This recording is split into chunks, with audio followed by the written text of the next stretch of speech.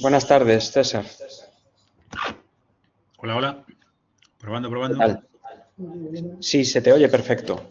Ya te hemos asignado el rol de presentador, con lo cual se te ve y se te oye perfectamente. No sé si hay algo. ¿Estás por ahí, Blas?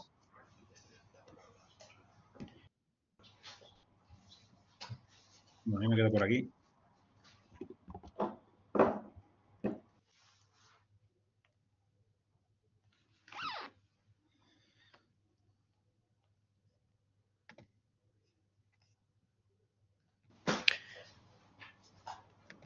Hola otra vez, César. Blas se incorpora justo ahora para moderar la mesa a las 4.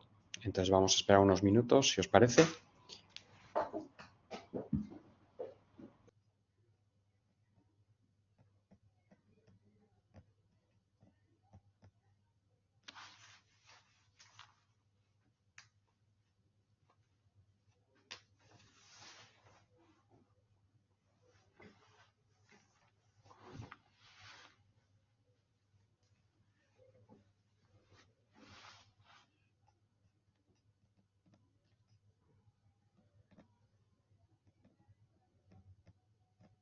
¿Necesitas, César, ir proyectando algún tipo de presentación?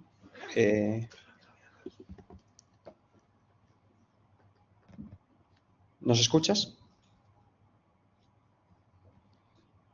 ¿César? No me oye.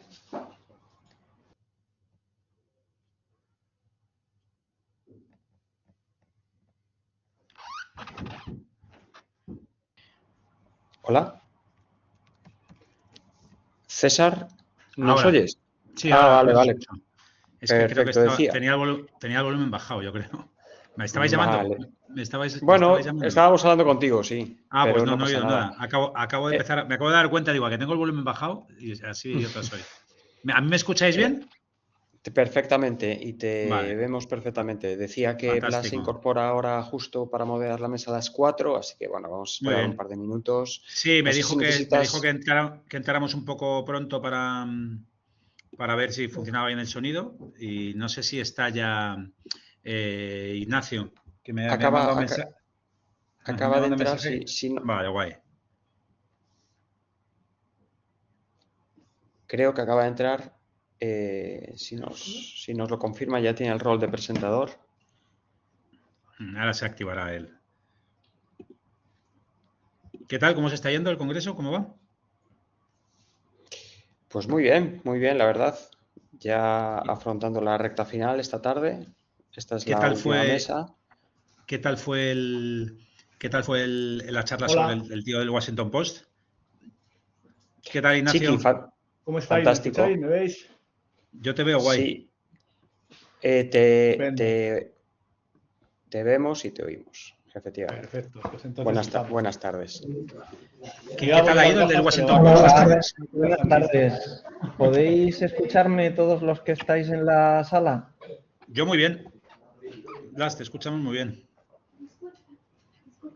Lo que vemos en grande es el cartel de la. Yo veo en grande el cartel de la charla. A vosotros os ven pequeñitos, como cromos de fútbol pequeñitos.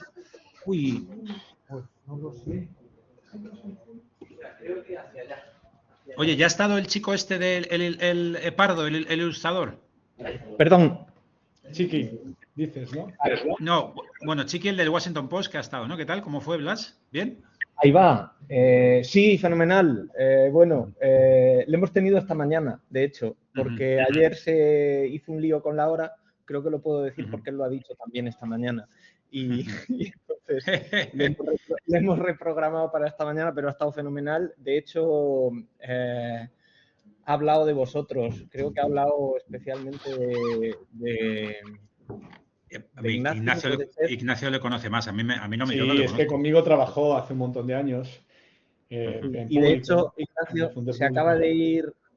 de ir de aquí Álvaro de Prodigioso, que también me ha dicho que estuvo Claro. trabajando con vosotros un montón de tiempo. Sí, Yo con Álvaro sí que he trabajado. Sí, Con Álvaro estuvo sí en que el he diario trabajado. mucho tiempo. Me ha dicho que os mandara muchos recuerdos a los dos. Bien. Bueno, vamos a esperar un minutillo más a ver si va conectándose la gente. Y yo tengo que hacer por aquí alguna prueba de sonido más, porque no escucháis nada, ¿verdad? Yo escucho súper bien. Yo Yo te escucho escucho guay. a ti. Se escucha muy bien. Sí. ¿Vosotros me escucháis? O sea, ¿escucháis el audio? ¿Sí? Sí, Os sí, voy a- sí, perfecto. Perfecto. Perfectamente.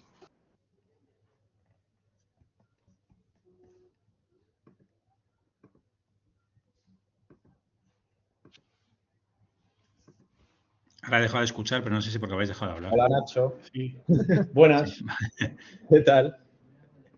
Aquí andamos. ¿Cómo estás? Muy bien, todo bien. Nada, estaba dando una clase a los chavales. Sí, me han dicho que tú estabas hoy aquí. Sí, sí. Venga, Bueno, un abrazo. voy a cortar yo mi Cuídate, audio. Álvaro. Voy a cortar yo mi audio un momento para hablar con los chicos y enseguida conectamos, ¿vale? Vale, genial.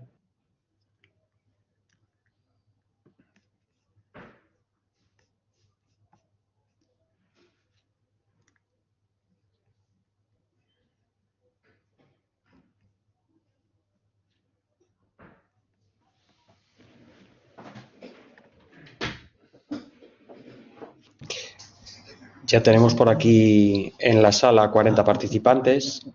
Vamos a esperar simplemente un par de minutitos.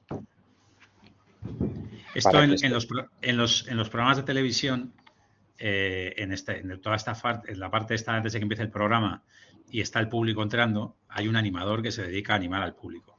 No sé si lo habéis ido alguna vez, si habéis ido alguna vez a algún programa de tele de estos no a los que hacemos Ignacio y yo de noticias, pero los de entretenimiento.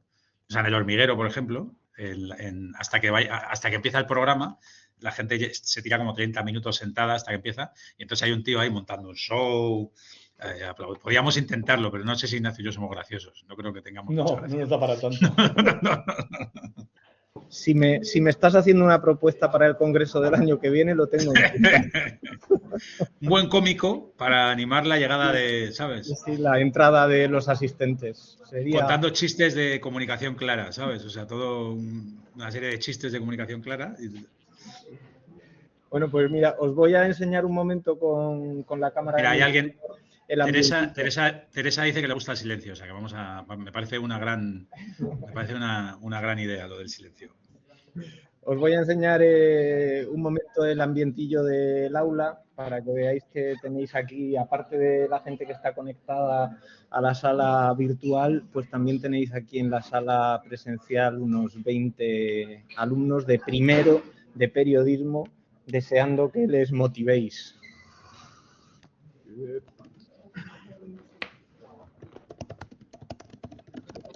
Qué valientes todos.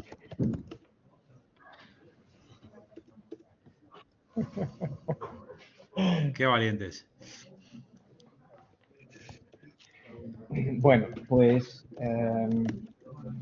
a ver dónde tengo la hora. Aquí. Yo creo que si os parece, vamos a grabar la sesión, ¿vale? Ya os avisé, no teníais ningún inconveniente, ¿verdad? No. Estupendo. Muy bien. Pues vamos a empezar. Bueno, buenas tardes a todos y a todas y bienvenidos a la última mesa redonda del tercer Congreso Internacional de Comunicación Clara con Clara 2025. Aquí ya lo saben en el aula y los asistentes asiduos al Congreso seguro que también lo saben, pero a mí me gusta mucho insistir en que la consecuencia más directa y más inmediata de la comunicación clara es el derecho a entender, que debería ser un derecho básico para la plena ciudadanía. Este derecho, sin embargo, choca demasiadas veces con una realidad social terrible, y es que en gran medida la sociedad no es consciente ni siquiera de que tiene este derecho y por lo tanto pues no lo puede exigir. Antes de seguir hablando del lenguaje claro, quiero dejar claro que esta sesión que tenemos con los medios de comunicación, con 2 medios de información masivos, no tiene por objeto analizar la claridad con la que hablan los medios. Los medios, especialmente los medios informativos y especialmente los 2 medios que tenemos invitados esta tarde, creo que son muy claros. Está en su ADN explicar con claridad a sus audiencias realidades que son tremendamente complejas. Así que esta mesa no trata sobre la manera en la que los medios aplican el lenguaje claro, sino que pretende explorar la capacidad que estos medios tienen para dar a conocer el derecho a entender. Porque, como ya he indicado, un derecho que no se conoce no se puede ejercer ni se puede exigir. Así que lo primero es que seamos conscientes de que tenemos este derecho. A lo largo de la historia del periodismo se ha demostrado que el periodismo es capaz de introducir temas en la agenda pública y llevarlos al debate social. La pregunta que yo planteo para empezar a debatir en esta mesa redonda es si mantienen los medios esa capacidad para erigirse como divulgadores, como promotores, en este caso del derecho a entender, que es lo que nos interesa en este congreso, si pueden conseguir darlo a conocer, si pueden ponerlo en valor y, sobre todo, que la sociedad lo demande de todas las instituciones. Para abordar este tema, pues tenemos la suerte de contar con 2 directores de medios de información de referencia en España. Por una parte tenemos a Ignacio Escolar, director del diario.es, y por otra parte a César González Antón, que es director de La Sexta Noticias. Me parece que ninguno de los 2 necesita que yo pierda tiempo en presentarle porque dirigen medios sobradamente conocidos por todos. Así que, bueno, antes de nada, muchísimas gracias, Ignacio, muchísimas gracias, César, por aceptar la invitación del Congreso y por dedicarnos este ratito. Vamos a comenzar entonces. La pregunta que lanzo en genérico, pero ahora iré concretando, es si pueden los medios primero informar y luego educar a la sociedad para que conozca y reclame el derecho a entender. Y para ir concretando, pues a mí me gustaría empezar preguntándole a Ignacio si vosotros en el diario, que además creo que es un medio especialmente conocido porque tiene una comunidad de lectores y de suscriptores muy activa, muy comprometida, si habéis identificado si la comunicación clara y el derecho a entender puede ser una causa que pudiera movilizar a vuestra audiencia.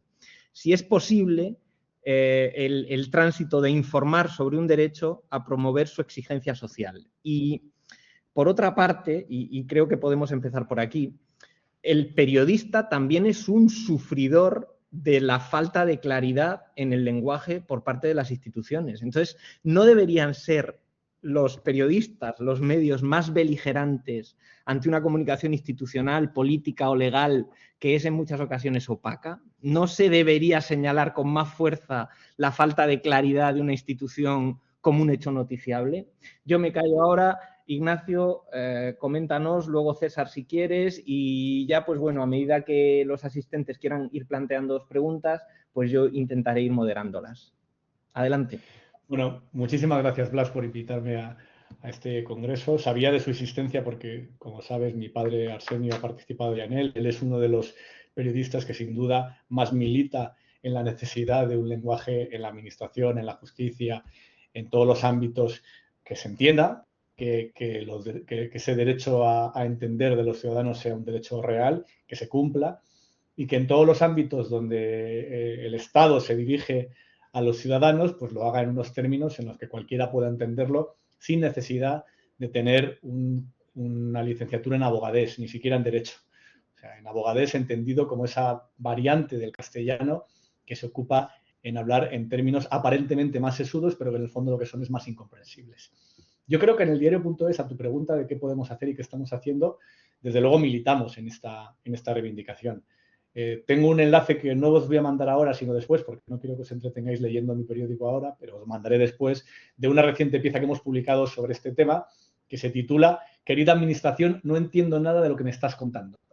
Que es una pieza que publicamos hace apenas un mes en el diario.es hablando precisamente del derecho a los ciudadanos a entender las comunicaciones que les manda la Administración.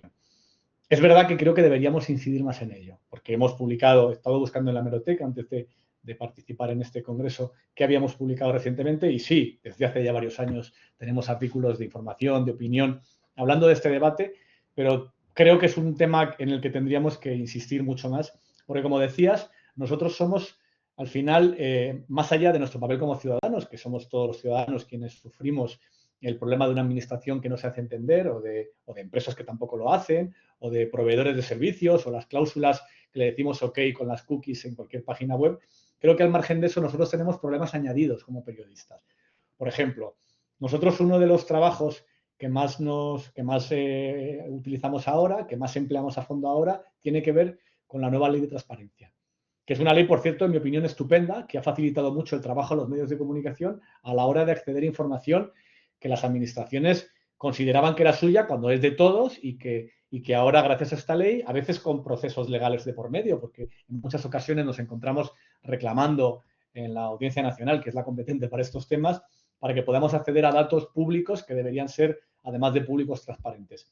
Pero incluso en la propia gestión de esa ley de transparencia nos encontramos con formularios, con papeleos, en fin, con todo tipo de barreras tan complejas como en general tiene la administración en todos los ámbitos, incluso en esa contradicción de que para una ventanilla de transparencia también se es opaco en el lenguaje que se utiliza para poder acceder a los datos, ¿no? Y esto es uno de los problemas que nos encontramos de manera bastante habitual. Luego, fijaos incluso que es tan difícil de entender los términos en los que la administración comunica, que parte de nuestro trabajo consiste precisamente en traducirlo. A nosotros cada vez en los medios de comunicación, hablo ya de mi experiencia en el diario.es, nos funcionan mejor cuando salen unas nuevas ayudas, por ejemplo, cuando sale un nuevo programa, cuando cambian las condiciones de los autónomos o de los pensionistas, contarlo en el lenguaje que entienda todo el mundo. Hacer nosotros ese trabajo que ha dejado sin hacer la administración a la hora de comunicar a los ciudadanos qué ha pasado, qué novedad hay, qué ha cambiado pues, desde las becas hasta los trámites de la universidad. Y se ha convertido, de hecho, en piezas con muchísima audiencia. Es decir, que esa ausencia de oferta por parte de la administración a la hora de explicarse en determinados trámites, los medios lo estamos rentabilizando muchísimo, diría, en forma de tráfico. Porque, claro, hay una demanda de gente que quiere enterarse cómo, pues, qué hay de nuevo en el permiso de maternidad o en el permiso de los días libres por fallecimiento de una persona de tu familia, o un montón de trámites y de novedades que la administración permanentemente está comunicando y que siempre lo hace pensando en la abogacía del Estado, más que en los ciudadanos. En la abogacía del Estado, en los juristas, en el Tribunal Contencioso Administrativo y en una serie de instituciones que hablan ese mismo idioma como si fueran servidores informáticos entre sí, en vez de a espaldas de la ciudadanía, ¿no? Porque creo que en esto del lenguaje no claro, tanto tiene de responsabilidad el Estado en su ámbito ejecutivo,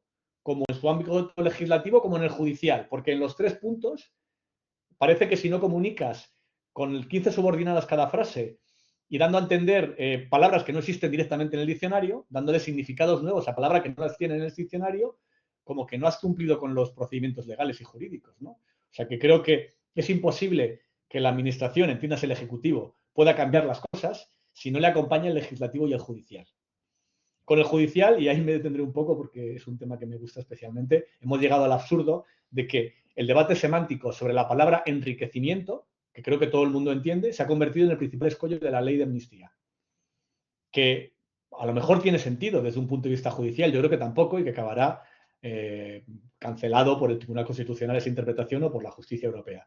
Pero que desde luego, desde un punto de vista puramente semántico, de qué significan las palabras, enriquecimiento sin riqueza es algo que es un oxímoron, que no puede existir al mismo tiempo. Pero que pongo este ejemplo para ver hasta qué punto los propios tres poderes o tres patas del Estado, el judicial, el legislativo y el ejecutivo, entre sí se siguen comunicando en ese lenguaje que han pactado y que consideran que renunciar a él es renunciar a parte de su poder, si no, no me lo explico. Porque creo que hay una parte que, por muchos esfuerzos que haga el legislativo, el ejecutivo y el judicial por equiparar sus maneras de expresarse con el común de los ciudadanos, para que el resto de los ciudadanos lo entienda y que entienda lo que te dice un juez en un auto, o que entienda lo que te dice la administración en una ley, o que entienda lo que dice el Ejecutivo cuando te plantea un programa de becas, que solo podrán hacerlo los tres si los tres se ponen de acuerdo en rebajar ese tipo, en abandonar ese lenguaje que es casi como un arcano, como cuando las misas eran en latín, que parece que eso le daba al cura una mayor autoridad sobre los feligreses porque ninguno entendía ni una palabra, ¿no? Y por no alargarme más en esta primera intervención, creo que desde luego que los medios tendríamos que poner más de nuestra parte en ayudar a que los ciudadanos entiendan que esto es un derecho que tienen y que les afecta en su día a día, no solo por el propio interés de que nosotros somos perjudicados por ello, sino porque creo que los medios de comunicación en determinados asuntos, desde luego, tienen que velar por el interés general, y esta causa me parece clarísima a la hora de buscar que haya en fin, es que las ventajas de un lenguaje más claro no solamente es la comprensión. Yo creo que uno de los problemas que hoy tenemos en la sociedad en su conjunto tiene que ver con la lejanía de muchos ciudadanos sobre las instituciones. Una lejanía en gran medida provocada porque les hablan en un lenguaje que no entienden. Todo este debate mundial que existe sobre la representación, las administraciones, el populismo antisistema, y que en Internet triunfen los youtubers que no quieren pagar impuestos, tiene mucho que ver con cómo se recibe la hoja que te manda la agencia tributaria cuando tienes incluso cuando tienes noticia, que está escrito de tal forma que casi nunca lo parece, incluso cuando las noticias son buenas, ¿no? Y con esto termino ya este primer turno, porque estaré encantado de escuchar lo que sobre este asunto diga mi amigo y compañero César. Muchas gracias, Ignacio. Pues César, ¿quieres tú continuar un poco con la intervención de Ignacio? Sí. Sí, venga, pues adelante. Sí, yo había preparado como 9 ideas como en flash, ¿vale? O sea, así muy cortas para como poner, a ver si, porque yo tiendo a ser largo, entonces voy a ver si tú, ya lo sabes tú bien, Blas, que tiendo a ser largo. Entonces, voy a intentar trasladar 9 ideas y dentro de esas ideas hay algún reto y muchas coinciden con parte de lo que nos ha contado Nacho, ¿no? Entonces, yo quería hacer orbitar un poco una mini introducción con el concepto de cómo la importancia de comunicar claro para no ser pequeños, ¿no? Y entonces, idea 1, y así imaginaros 9 diapositivas, ¿no? El poder de no entender, ¿vale? Y empiezo con una imagen sencilla, ¿no? Un ciudadano abre la factura de la luz, la póliza del seguro, la cláusula de un contrato de alquiler, mira los números, las cláusulas, la tarifa, los cargos y no entiende nada. Suspira, la dobla, la guarda en el cajón, ¿no? En ese gesto, que aparentemente es banal, ahí hay política. Eso es político. Primer concepto que quiero meter en la cabeza. En ese instante, esa persona está renunciando a un derecho. ¿Por qué? Porque no entiende cómo ejercerlo. O sea, y ese doblado de papel es un acto político. Porque cuando no entiendes, te haces pequeño. O sea, cuando te haces pequeño, dejas de reclamar. Y cuando nadie reclama, lo que sucede es que el poder se acomoda, está tranquilo, está relajado, ¿no? Segunda idea. Anécdota histórica que conecta mucho con lo que decía Nacho antes del latín. El problema no es que las misas fueran en latín, que era el problema. El problema es que los juicios eran en latín. Durante muchos siglos los juicios eran en latín, y no porque los jueces fueran más cultos, sino porque era una forma perfecta de que el pueblo no entendiera absolutamente nada de qué derechos tenía. O sea, el idioma se convertía en una frontera invisible. Y solo cuando las leyes comienzan a traducirse a lengua común, de repente hay gente que puede leerlas y dice, coño, hostia. Y ahí incluso nace, en la Edad Media, cuando ocurre eso, especialmente en Inglaterra, una idea de ciudadanía, ¿no? Entonces ahí la historia nos enseña cómo si no comprendes algo no es un derecho, es un decorado, ¿no? Tercera idea, comunicación como forma de poder, ¿no? Esa opacidad no es un accidente. Esa opacidad muchas veces es una herramienta. O sea, cuando un banco, cuando una empresa eléctrica, cuando una administración te está entregando un documento que es ilegible, no te están desinformando, lo que están es domesticándote. O sea, la confusión va a generar sumisión. El ciudadano que no entiende es un ciudadano que obedece. El cliente que no entiende es un cliente que paga. El votante que no entiende es un votante que calla. O sea, de alguna forma, eso es lo que convierte a la claridad en peligrosa para quien quiere mantener su ventaja, ¿no? Y por eso mismo hay otra idea ahí que yo quiero trasladar, que la claridad es revolucionaria.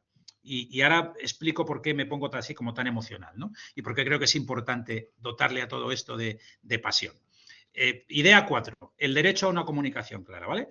Todos tendríamos que conocer ese principio, que tenemos derecho a entender cualquier cosa que nos afecte. Una factura, un contrato, una multa, una sentencia, una póliza de seguros, que cualquier documento que determine tu vida, ya sea económica, ya sea civil, debería estar redactando un lenguaje que tú pudieras comprender sin que tenga que venir nadie a explicártelo, ¿no? Porque ese derecho, si no lo conoces, es imposible que lo puedas defender, y si no puedes defender o exigir ese derecho se extingue, desaparece. Y por eso es urgente que los ciudadanos conozcan que tienen un derecho, conozcan que tienen esa capacidad de reclamarlo, ¿no? Y aquí voy al punto 5, que es la dimensión emocional. ¿Qué pasa cuando desconoces? ¿Qué pasa cuando te enfrentas a un texto que no entiendes? No solo es que te bloqueas mentalmente, es que te desmoronas emocionalmente. O sea, de repente te sientes torpe, te sientes inferior. Estás analizando un contrato de compraventa de una casa, que es igual la cosa más importante que vas a hacer en tu vida, y te abruma lo que estás leyendo. Te dejas guiar por lo que te dice el jefe de la oficina del banco cuando vas a firmar una hipoteca, porque para ti es prácticamente imposible entender todo lo que estás leyendo, ¿no? De hecho, incluso te sientes culpable de no entender, ¿no? Y esa sensación conecta con el título que le daba un poco a estas ideas, ¿no? De la pequeñez, ¿no? De cómo te hacen pequeño, ¿no? Y cómo de alguna forma esto es una forma de opresión. La desinformación por complejidad, ¿no? El lenguaje oscuro desempodera. La claridad te empodera, ¿no? Y empoderar a la gente, pues debería ser, joder, el primer paso para una sociedad más justa, ¿no? Idea 6. Y aquí va un poco al reto, a los que estamos aquí. Aquí básicamente estamos medios y universidades. O gente de la universidad que quiere estar en los medios, ¿no? Entonces es un buen sitio para que pensemos que nosotros somos mediadores del conocimiento, ¿no? Tanto la universidad como los medios, tenemos esa cosa en común, que los dos tenemos una misión, que es, si nos creemos y nos apasionamos con todos estos 5 puntos que he dicho antes, que es convertir a la claridad en una cultura. La universidad tiene que estudiar, analizar, denunciar, sentar bases sobre este derecho, sobre su ausencia, dar datos, estudios, análisis, ponencias, cursos como este, ¿no? Y los medios tenemos que aprender a dar visibilidad a ese derecho, ¿no? Que seguramente es algo que hemos considerado paisaje y que no hemos profundizado. Nacho daba ejemplos, ¿no? De cómo ellos sí que lo habían hecho. Yo tengo también algún ejemplo de cosas que hemos hecho, incluso algunas cosas con la universidad, incluso con el propio Blas, con el tema de la factura de la luz, que hemos trabajado y hemos hecho piezas informativas. Pero está claro que tenemos una misión de dar mucho más visibilidad a ese derecho, ¿no? Pero para que esto ocurra, hay una clave, que es que tenemos que ser atractivos, que esa información tiene que ser interesante y esa información tiene que ser apasionada. Vivimos en una época que, lo sabéis vosotros, o sea, información fragmentada, vídeos de 20 segundos, titulares efímeros, algoritmos que alimentan las cámaras de eco, evasión. En todo ese mundo tenemos que convertir que este derecho a la claridad, este derecho que te empodera como ciudadano, tiene que tener emoción. Si no, no vamos a captar. Sin atención, ningún mensaje sobrevive. Y para captar la atención necesitamos emoción. Y de ahí me voy al punto 7, que es la paradoja del derecho a entender, ¿no? Y la paradoja, esa gran paradoja, es que para que el derecho a la comunicación clara se extienda, tenemos que hacer una comunicación clara sobre el derecho a la comunicación clara. Y no solo tiene que ser clara, tiene que ser seductora, tiene que ser viral, tiene que tener narrativa, tiene que tener relato. Tenemos que construir un relato. Entonces, en ese relato, muchas veces, Ignacio y yo hemos hablado muchas veces sobre este tema, ¿no? De la importancia de usar esas herramientas, ¿no? O sea, ¿quién es el malo? Aquí tiene que haber un malo. Y aquí hay un malo. El malo es la confusión interesada, la opacidad institucional, el poder económico o político que abusan de la confusión. Hay que definir al malo. Definir a un malo te hace la mitad de la peli. Tiene que haber una causa justa, es evidente. Es el derecho de todos a entender. Y tenemos que tener unos héroes.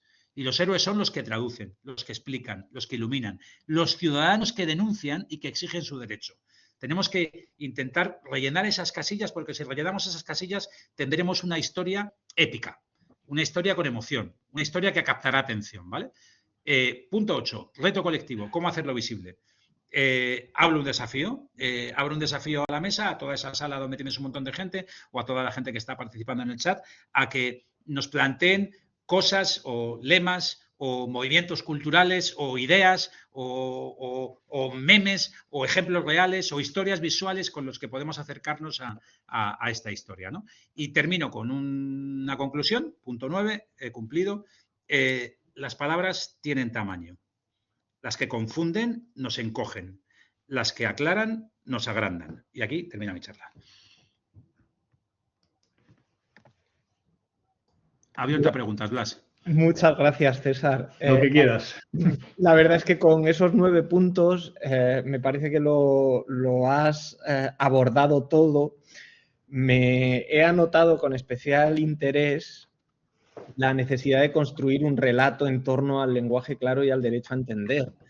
Yo creo que hay iniciativas por construir ese relato. Seguramente conocéis esta iniciativa que puso en marcha precisamente Prodigioso Volcán con Mario Tascón para convertir el derecho a entender en un ODS, ¿no? Pero luego yo insisto y os insisto a los dos. Vale, necesitamos un relato atractivo. Necesitamos definir un malo, necesitamos una causa justa, necesitamos héroes, pero es que todo eso está, todo eso lo tenemos. Desde la universidad hacemos lo que podemos. Este congreso es un intento precisamente de divulgar el derecho a entender, de divulgar el lenguaje claro, pero si somos realistas, el alcance que tenemos desde la universidad es mucho más limitado que el que tenéis vosotros desde vuestros medios. Yo también entiendo pues bueno, que hay una realidad informativa inmensa y claro, y cómo puede ser noticiable el derecho a entender. Bueno, me gustaría que me lo dijerais vosotros. O sea, ¿cómo puede ser noticiable el derecho a entender? O sea, ¿por qué no es noticia que un periodista de La Sexta o de El Diario va a un portal de transparencia a buscar una información que debe estar en ese portal de transparencia y necesita 4 días buceando en el portal, no la encuentra, tiene que hacer una solicitud, pasa un mes y al final le contestan y entonces ya eso que le han mandado no sirve para nada? ¿Por qué eso no es una noticia? Fíjate que eso suele ser noticia, pero no tanto en el problema, sino en la casuística concreta. O sea, sí hemos hecho noticias contando barreras a transparencia en muchas ocasiones, pero no hemos hecho responsable a la administración por su falta de claridad. O no hemos delimitado el problema o no lo hacemos lo suficiente, ¿no? Yo creo que al final esto tiene que ver con que nos cuesta mucho convertir en noticia lo cotidiano. Y lamentablemente lo cotidiano es que la administración se explique de pena. La administración, las empresas, las eléctricas, la factura de la luz. Y fíjate que, por ejemplo, ha habido casos muy notables donde había una percha perfecta. Para mí, por ejemplo, en el tema financiero, la percha perfecta se llamó preferentes, que ya era tramposo desde el nombre. A ti te venden una preferente y te están vendiendo un pase VIP, te están vendiendo algo por encima de los demás.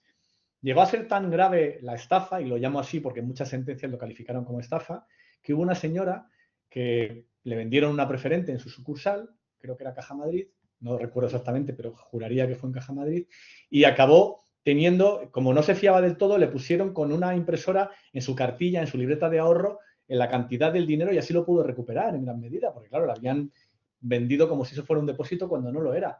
Pero el origen estaba precisamente en que lo único que era claro en ese vehículo oscuro, con contratos aún más complejos de entender, para refinanciar a las cajas, que fueron lo que fueron las preferentes, era el título, preferente. Todo lo demás, y era un título engañoso, todo lo demás era imposible de entender. Cualquier contrato, no hablo ya de un ciudadano medio, es que a un licenciado en Derecho o a uno en Economía se enfrentaba a los contratos tipo de la banca con las preferentes y era incapaz de entenderlo. Y es verdad que en la prensa, en la televisión, en la radio hemos hablado mucho de las preferentes, como ejemplo perfecto de cuando el lenguaje oscuro sirve para estafar a las personas.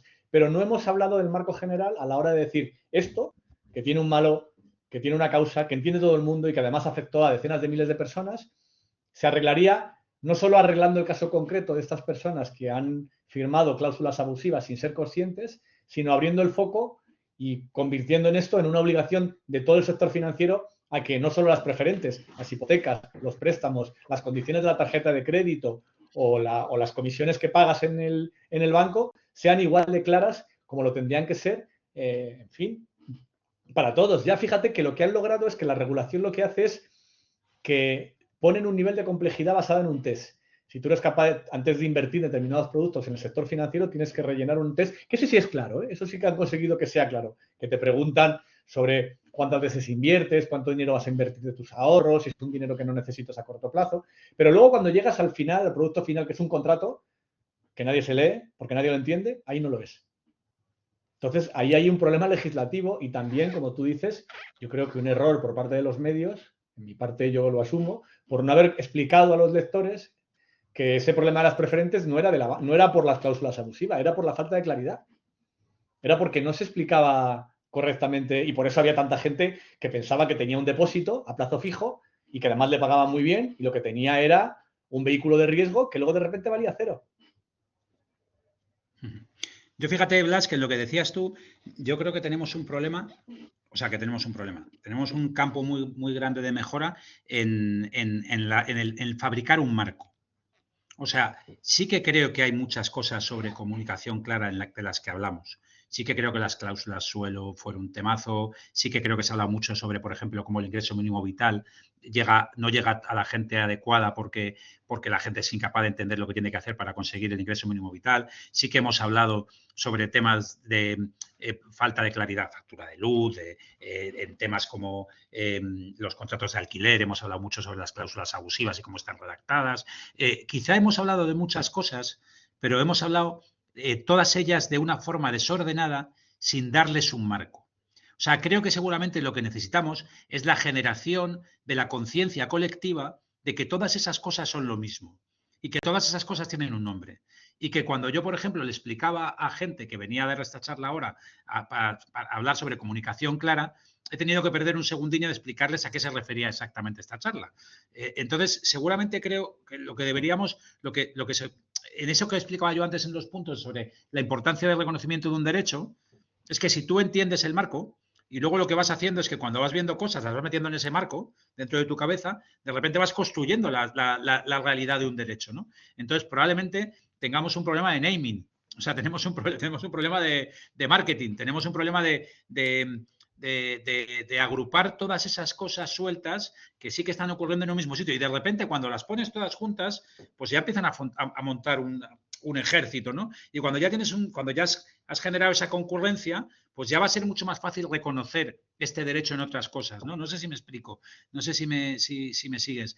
Entonces, y seguramente, entonces por eso creo que sí que es importante, y tú me tirabas a los medios y yo os vuelvo a tirar a la uni, ¿no? Sí que creo que la uni desde ahí sí que puede hacer muchas cosas, ¿no? Porque al final la universidad muchas veces nos da base a nosotros, ¿no? Con sus investigaciones, con sus denuncias. La UNI, las asociaciones de consumidores, el Ministerio de Consumo que está haciendo cosas. O sea, ahora, por ejemplo, hemos visto hace poco cómo estábamos con el tema de alquiler seguro, ¿no? Era un tema claro también de comunicación clara, como alquiler seguro había colado unas cláusulas abusivas en los 25.000 viviendas y que el Ministerio de Consumo lo ha sacado, ¿no? Entonces, en todas esas cosas, seguramente si aprendemos al espectador o al lector o al ciudadano a reconocer cada vez que ve una de esas historias que en el fondo detrás de todo eso hay un tema de comunicación clara, porque, por ejemplo, un ciudadano atemorizado ante cosas que no entiende es más débil y al final firma una cosa con alquiler seguro porque no entiende muy bien qué está pasando, ¿no?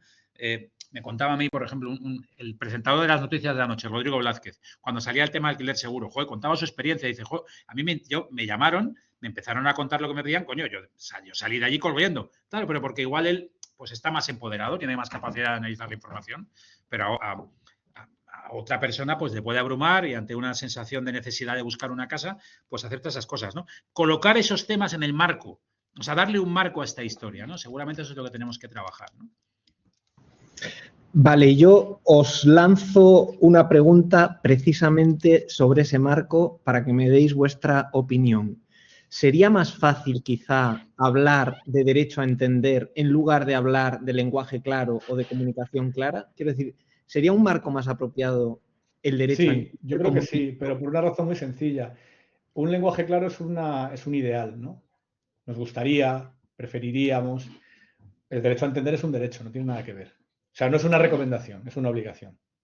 Si tú lo planteas como una recomendación, pues, oye, aplaudiremos a los que lo hagan bien, pero no castigaremos a los que lo hagan mal, porque total, se basa en su buena voluntad. Pero si tú lo planteas como un derecho, no.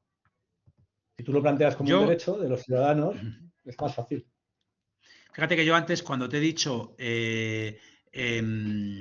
cuando he querido jugar un poco al juego de la paradoja del derecho a entender, te he dibujado 3 escenas. Te he dicho quién es el malo, te he dicho la confusión interesada y te he dicho cuál es la causa justa y es el derecho a entender, el derecho de todos a entender, ¿no? El derecho. Entonces, desde luego es mucho más atractivo. O sea, es un marco mucho más fácil de reconocer. O sea, si yo hubiera dicho hoy a mi equipo de edición, cuando les he dicho, oye, me tengo que ir, que tengo una charla sobre comunicación clara, y entonces he tenido que explicar qué era, ¿no? Si les hubiera dicho, no, que tengo una charla sobre el derecho a entender. Bueno, pues igual, pero desde luego es un marco que se establece, o sea, como marca para venderla en el Mercadona nos va a funcionar mejor el bote del derecho a entender que de la comunicación clara. Yo creo que vendemos más botes por allí seguro. Bueno, mirad, bueno, pues ahí lo tenemos, ¿eh? Ahí os dejo el bote del derecho a entender. A ver si me lo compráis los dos. Mirad, vamos a hacernos un poco eco de las cosas que están pasando por el chat, que está muy animado. Y también tengo aquí a una alumna que quiere plantear una pregunta que va un poco más atrás de todo lo que estamos hablando para conocer vuestra opinión. Por aquí, bueno, comentaba Mario Benito que, claro, que para los medios es un buen campo de trabajo ese de interpretar los mensajes oscuros que la administración pública envía. Pero claro, yo ahí también digo, bueno, pero qué pena que los periodistas tengan que estar dedicando tiempo y energía a interpretar unos mensajes que deberían ser claros porque los destinatarios son la sociedad, porque entonces, mientras el periodista está haciendo eso, no está haciendo su labor más importante, o sí, pero está gastando energía en no hacer otra labor que es mucho más importante, ¿no? Esa labor de control y de vigilancia. Luego, me ha gustado mucho, Teresa Jular dice por aquí, que propone hacer una campaña para enrolar en la defensa del derecho a entender a todas las personas mayores de 70 años de este país, que la están sufriendo como nadie. O sea, y mira tú si no hay votos ahí, pensando en los políticos, por ejemplo, ¿no? Es que por aquí nos dicen si la comunicación clara ayuda a minimizar el edadismo. Nuria dice el kit digital, por ejemplo, también es súper complicado de solicitar. A ver qué más cosas tenemos por aquí. Raúl, algunos medios mexicanos tienen la figura del defensor del lector. ¿La ven como un medio para impulsar el interés social por la aplicación de un lenguaje claro desde los medios? Bueno, yo creo que aquí el problema no está, Raúl, o sea, ahora podéis contestar vosotros, César y Ignacio. Yo creo que el problema aquí no lo tienen los lectores con los medios. El problema lo tenemos los ciudadanos con las organizaciones en general que nos hablan oscuro. ¿Te vienes? Voy a presentaros a una alumna que quiere plantearos una pregunta que va un poco más atrás de lo que estamos debatiendo. Buenas. ¿Qué tal? Buenas. Mi nombre es Rosa, estudiante de primero de Periodismo con Ciencias Políticas. Mi pregunta va enfocada en lo primero que habéis comentado sobre que los medios de comunicación estáis intentando ejercer a través de la comunicación clara, ¿no? El que los ciudadanos o la sociedad entienda que tiene el derecho a entender lo que se le pretende comunicar. Vosotros como periodistas y como personas de gran influencia en la sociedad, ¿creéis que la gente no entiende realmente por cómo se presenta la información o porque muchas veces carece de la capacidad de querer entender o que no quiera entender lo que se le explica?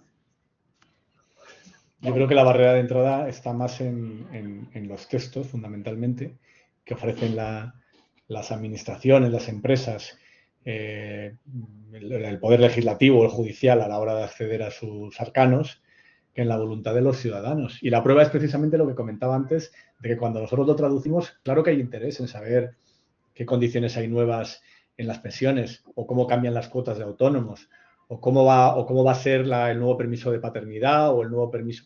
Hay muchísimo interés. O sea, hay muchísima gente hay gente que no tiene interés en según qué temas hasta que les afectan directamente, pero hay una parte de la sociedad muy importante que tiene verdadero interés. Y fijaos que cuando os hablo de que son artículos muy leídos no solo en los propios medios, sino sobre todo por cómo se viralizan en Discover, en Google, en redes sociales. Son artículos de mucha audiencia. Precisamente porque cuando hay una novedad de este tipo, los lectores quieren saber qué ha pasado o qué pasa con la subida de pensiones, por ejemplo, que es una cosa que, claro, si te lo tienes que entender con el IPREM vas perdido. Si tienes que entender cómo queda el salario mínimo aprendiéndote primero 15 siglas, estás muerto, no vas a entenderlo nunca y quieres que alguien te lo traduzca y te lo sepa hacer, te lo explique en un lenguaje que entiendas. O sea que creo que no es tanto un problema de demanda, sino de oferta. Y claramente el lector agradece muchísimo, el ciudadano en general, cuando la explicación está en el lenguaje que entienden. Y además, incluso cuando nos encontramos porque no siempre es así, hay veces que hay campañas de la administración o que hay sentencias judiciales que son excepcionalmente claras. No pasan siempre, pero en ocasiones también pasa. La gente cuando lo nota, lo lee, lo agradece, lo entiende. O sea que no creo que sea un problema de que no haya verdadero interés por ese asunto. Fíjate, hay una anécdota de una historia, Ignacio sabe, hablaba antes Ignacio del Discover. El Discover es esa máquina infernal de Google que a través de un algoritmo te va lanzando noticias a tu móvil cuando hables el Chrome en tu Android, ¿vale? O cuando giras a la derecha en tu móvil te aparecen noticias, ¿no? Hay una historia muy divertida de medios deportivos como Marca y como AS se han puesto a hacer noticias porque les generaban mucho tráfico, como tienen mucha autoridad en Google, porque generan mucho tráfico, pues han empezado a hacer noticias sobre la Ucrania o sobre las pensiones y tal. Y tienen versiones también en inglés, o sea, versiones en español para América. Entonces hay una historia mítica de una noticia que hizo esa versión para América del Marca, en el que hizo una noticia sobre una explicación de cómo conseguir unas ayudas para latinos en Estados Unidos. Bueno, esa noticia se convirtió en la noticia con más tráfico de toda la historia de Marca, hasta el punto de que generó una cantidad de ingresos descomunales, hasta el punto que Marca llegó a tener a 2 o 3 tíos trabajando para actualizar esa noticia, porque esa noticia se convirtió en la puerta de entrada a toda la comunidad hispana de Estados Unidos para conseguir pedir una ayuda, porque allí es donde entendían cómo pedirla, ¿no? Y entonces estuvo durante 3 años hasta que Google la desindexó o pasaría lo que fuera, siendo 3 años la noticia que más ingresos, la URL que más ingresos le generó a marca.com, ¿no? Te pongo eso como ejemplo para que veas la psicosis a las que a veces nos lleva la locura del algoritmo y de la comunicación clara y de la ansiedad de la gente por encontrar sitios donde entiende las cosas, ¿no? Y luego yo allí lanzaría otra historia respecto a la pregunta que has hecho, Rosa, que es la humildad del periodista. O sea, yo creo que nosotros, primero yo creo que la gente es la hostia, la gente es de puta madre. Y hay que pensar que la gente es estupenda. No podemos pensar que la gente es idiota. Lo que tenemos que ser es conscientes de dónde trabajamos cada uno. Evidentemente, Ignacio trabaja en un medio al que cuando te acercas con una intención de leer, con lo cual tienes una capacidad de atención. Lo que tiene que trabajar es cómo capta la atención en el titular.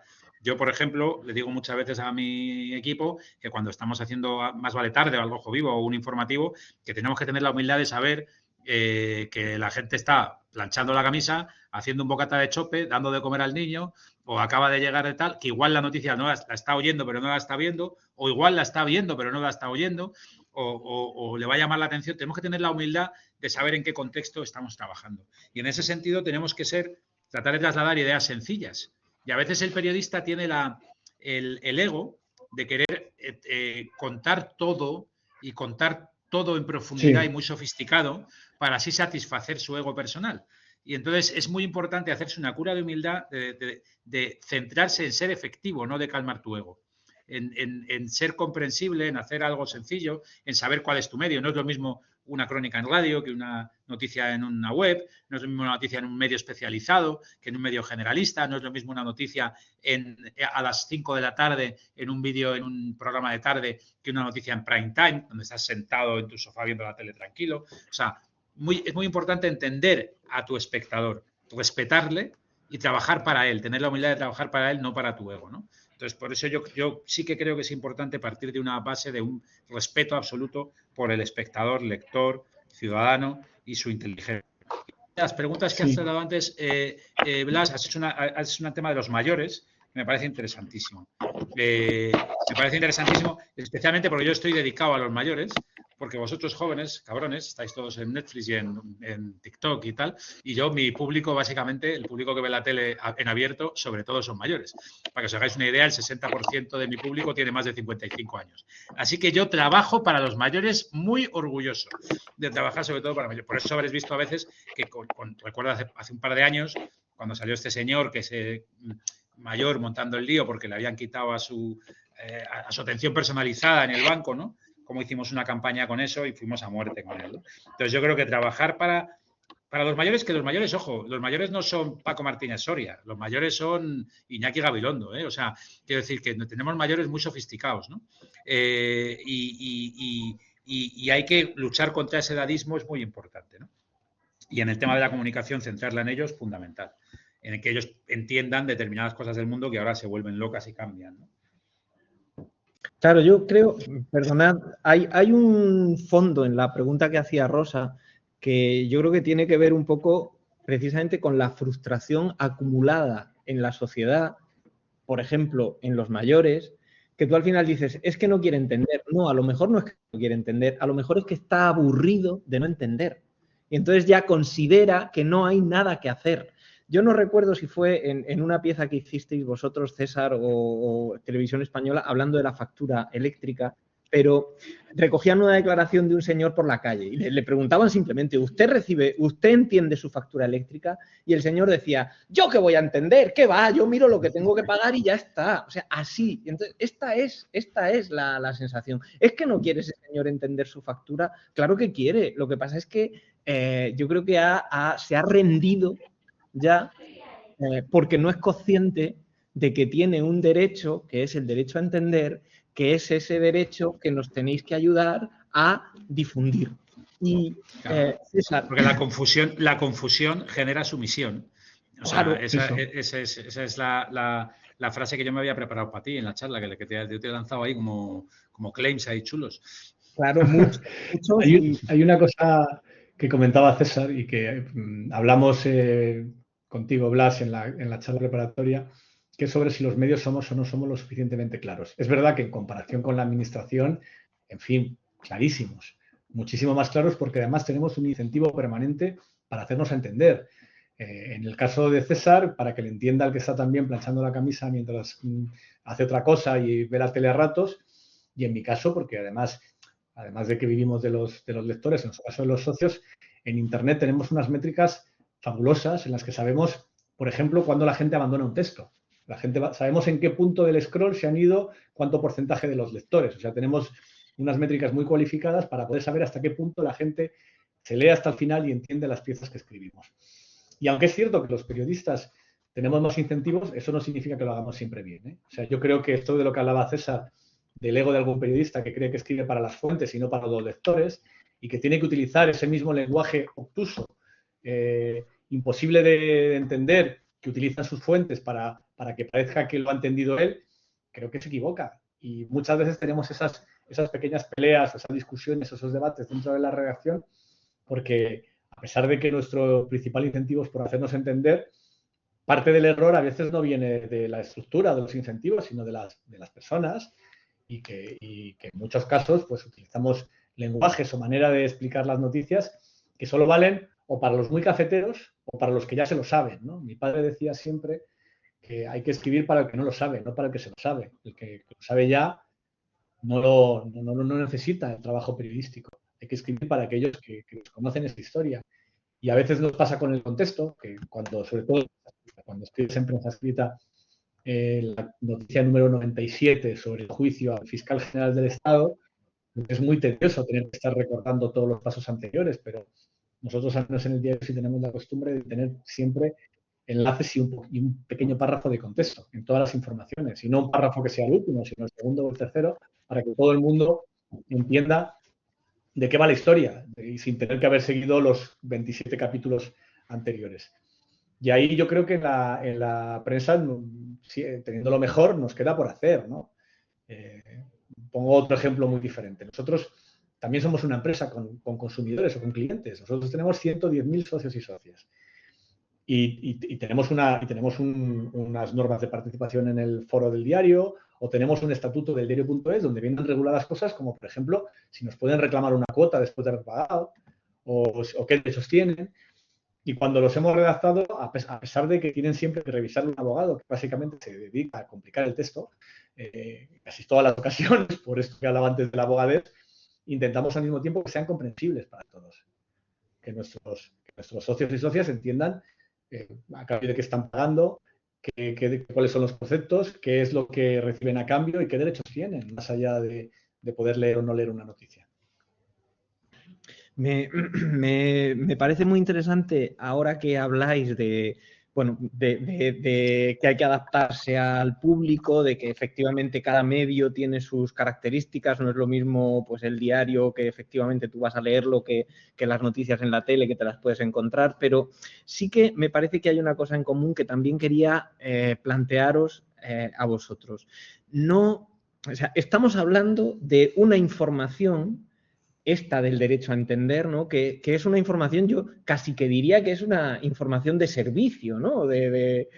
Pues, ¿no? El tiempo y las instituciones que no son claras. No hay un exceso en vuestros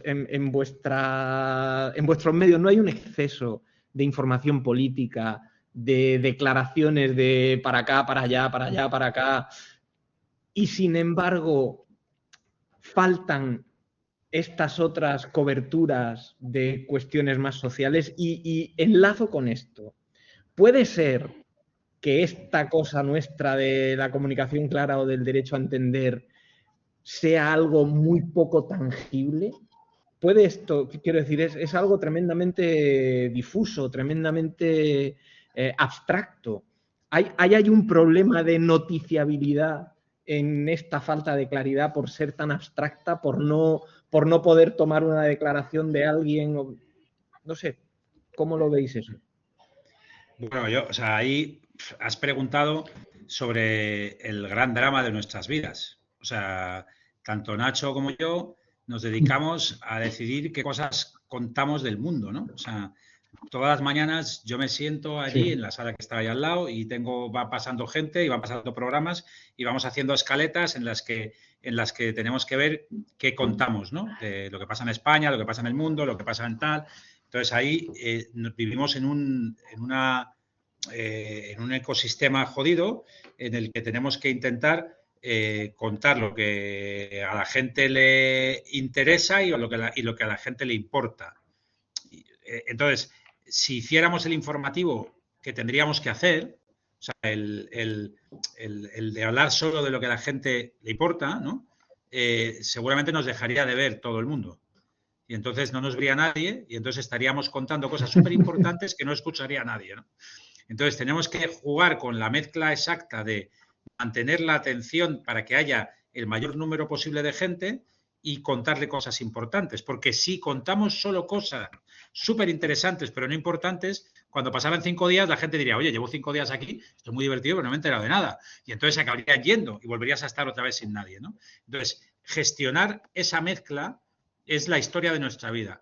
Y a mí me genera muchísimo desconsuelo, porque muchas veces te vas a casa y te metes en la almohada y dices, joder, vaya mierda hoy que hemos contado y estamos aquí y no hemos contado cosas importantes y tal. Pero luego hay otras veces que os reconozco que me genera mucha satisfacción cuando de repente consigues tener mucha atención porque tienes mucha gente viendo tu medio y consigues contar cosas relevantes, ¿no? Entonces, esta es nuestra vida, nuestro gran problema, ¿no? Respecto a en esa batalla entre lo interesante o lo apasionante y lo importante, cómo colocar allí el derecho a entender, ¿no? Creo que es muy importante lo que hemos hablado antes, el darle un marco, el darle un vestido, el definir claramente el malo, definir el derecho, definir qué es lo que estás reclamando, encontrar que vaya muchas veces junto, porque, o sea, ya entender que ese derecho tiene un sentido en común, tanto ya sea un ingreso mínimo vital, como una cláusula de un banco, como una factura de luz, o como un contrato de alquiler, o como un papel de la administración, porque eso va a ayudar a darle visibilidad y darle el relato, ¿no? Pero vamos, nos has preguntado, o sea, nos has hecho la pregunta más cabrona de todas. O sea, la más difícil, que en mi caso además se basa en una medición de audiencias en las que tengo que analizar minuto a minuto cómo se comporta una curva, que tiene mucha complejidad. Luego tengo también la parte digital, pero en la parte de Ignacio te puede contar él el jaleo en el que estamos metidos y eso que él tiene una bendición que son es muy complicado. Que son sus suscriptores, ¿no? Pero que te cuente él cómo funciona el tráfico y el interés a través de Internet. No, el resumen sería que la medición modifica el resultado. Es decir, el hecho de que tengamos tantísimo, en el caso de la televisión es básico, ¿no? Porque además en su caso hay una relación muy directa entre audiencia e ingresos, con lo cual esa curva de la audiencia les preocupa de manera crítica. En el caso de la prensa, yo soy un poco una anomalía, porque en el diario.es nuestro principal ingreso consiste en convencer a gente de que pague por un periódico que podrían leer gratis. La dificultad nuestra está ahí. El truco de magia del diario.es es cómo lograr que haya 110.000 personas que decidan pagar y poner, no es poco dinero, 80 euros al año, 8 euros al mes. He dicho las dos cuotas, no es que no sepa multiplicar. Porque por apoyar a un periódico que puede leer al 90% sin pagar, ¿no? Y entonces eso lleva a que nosotros somos y nos creemos servicio público. O sea, creemos que lo que hacemos tiene que servir para que el lector pues note que su vida mejora gracias a nuestro trabajo, que ayudamos pues, a que los abusos se combatan, a que la gente entienda las cosas, a que la sociedad esté más informada, a combatir la mentira, a cosas que la gente valora como principios, ¿no? Igual que hay gente que, porque es algo que le importa en sus vidas, más allá de que tenga un beneficio material directo, ¿no? Pero al mismo tiempo, tenemos una parte de nuestros ingresos que son de la publicidad que dependen de otro incentivo, que es el tráfico, la audiencia, cuánta gente, que en nuestro caso está muy matizado, pero que aún así afecta a todos los medios de comunicación. No tenemos la presión enorme que tiene la tele, ni tampoco la que tienen el 90% de los medios de comunicación.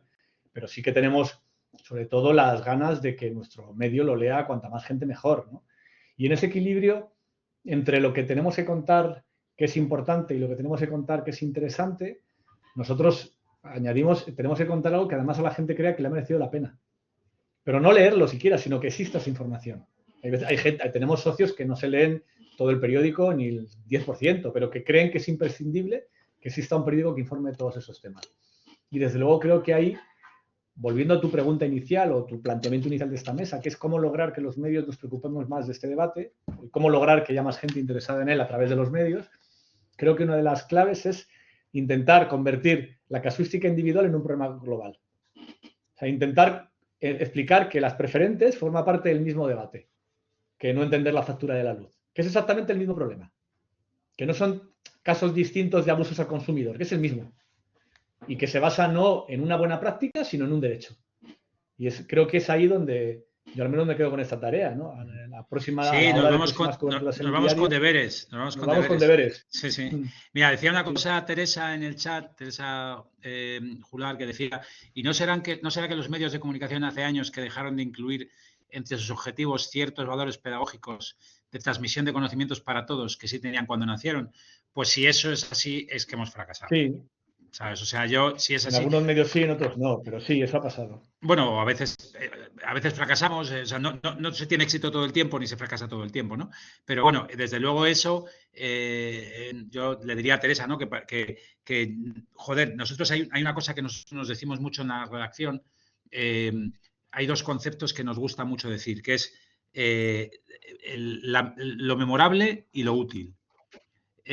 Hacer cosas que sean memorables, pero no en el sentido de grandiosas, sino de que permanezcan en la memoria, y hacer cosas que sean útiles. O sea, intentar hacer cosas que tengan utilidad para el espectador, ¿no? Que el espectador de alguna forma tenga utilidad. Entonces, es un objetivo. Seguramente fracasaremos por el camino, nos perderemos muchas veces en cosas insustanciales, ¿no?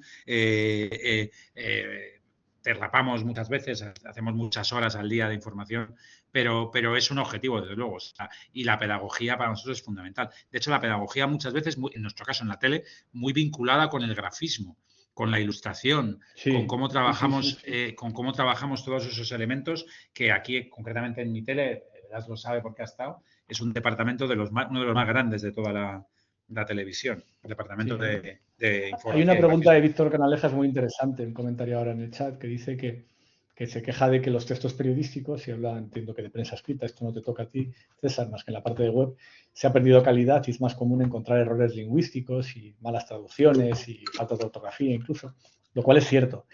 En defensa de los medios o de los medios escritos diré que antes era un mundo más sencillo, porque cuando yo era director de Público, un periódico de papel, en la época en la que yo lo dirigía, yo tenía que ocuparme de revisar 64 páginas. Bueno, yo, mis periodistas, mi equipo, teníamos que editar al final del día 64 páginas una vez al día. Y era algo acotado y sencillo de hacer y que además tenías tiempo para hacerlo. Porque tenías al menos un día entero para poder trabajar esos textos con cuidado, que los vieran varios ojos y que de esa manera se evitasen los errores que aparecen de manera más habitual en los medios digitales. El problema de los medios digitales es que nosotros, al menos en el diario.es, estamos publicando del entorno de 800 noticias al día. No todas son producidas directamente por la redacción, una parte es de agencias, otra parte son textos muy breves de última hora, lo que llamamos el minuto en el diario, una sección que se llama Minuto a Minuto, donde son breves, de actualidad, y son textos que no es que no tengas un día entero para revisarlo, no tienes media hora para hacerlo. Porque existe además una competencia, creo que sana, entre los medios por dar las noticias pronto, para contarle cuanto antes al lector lo que acaba de pasar, y eso nos lleva muchas veces a cometer errores en esa carrera entre las prisas y la precisión, o por lo más que la precisión, la corrección, porque creo que la precisión es algo a lo que no deberíamos en ningún caso renunciar, ¿no? No sé, el ejemplo más claro es estos medios que matan a gente que no se ha muerto, que son muy habituales últimamente en Internet en España. Pero creo que ese es un problema que nos está pasando por el cambio tecnológico, porque aunque tengamos más y más correctores o aunque pongamos más y más tiempo para edición, la velocidad que exige el propio lector a la hora de que no puedes expirar al día siguiente para contarle según qué temas, o por lo menos en la última hora de un tema, nos lleva muchas veces a que tengamos errores mayores. Oye, yo estoy encantado y sabéis que me quedaría aquí hablando toda la tarde, pero tenemos que ir concluyendo esta mesa redonda porque además a las 5 empieza otra presentación en otra sala. Entonces, bueno, yo aparte de daros las gracias, César, Ignacio, a toda la gente que ha participado de una manera muy intensa en el chat, he intentado transmitiros más o menos y vosotros también habéis ido viendo. Efectivamente, a mí me gustaría cerrar la mesa dejándonos esos deberes que decía César. Vamos a quedarnos con deberes, tenemos que construir un marco y tenemos que ir englobando dentro de ese marco todas las casuísticas diferentes para que este derecho a entender vaya creciendo. Muchísimas gracias a los dos y os emplazo a futuros encuentros para seguir discutiendo. Gracias, Blas. Muchas gracias, chicos. Gracias a todos. Gracias. Adiós. Adiós, adiós.